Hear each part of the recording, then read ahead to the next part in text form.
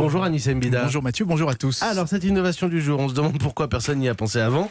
C'est un aspirateur à poussière, pas n'importe quelle poussière, la poussière des freins, des particules fines sont émises à chaque fois par ces freins et c'est un véritable problème de santé publique. Oui, et là c'est une sorte de filtre à particules pour les freins, parce qu'on parle beaucoup du diesel et de sa pollution aux particules fines, mais on oublie que 20% de la pollution automobile est due uniquement aux freins, à toute la poussière qui se dégage des plaquettes. Eh bien, un bureau d'études français qui s'appelle Talano Technologies a développé un système qui aspire automatiquement ces particules au moment du freinage. Comme ça, non seulement les voitures pollueront moins, mais en plus leurs jantes resteront propres plus longtemps. On verra plus cette suie noire toute dégoûtante là qui s'y dépose. Et est-ce qu'il y a déjà des voitures qui utilisent ce système ? Non, pas encore. Pourtant, on a eu pas mal de tests, mais tous sont restés sans suite. Alors c'est vrai, le système a beaucoup de contraintes. Il faut de nouvelles plaquettes, de nouveaux étriers de frein. Il faut prévoir un système pour tout vider, comme pour les aspirateurs.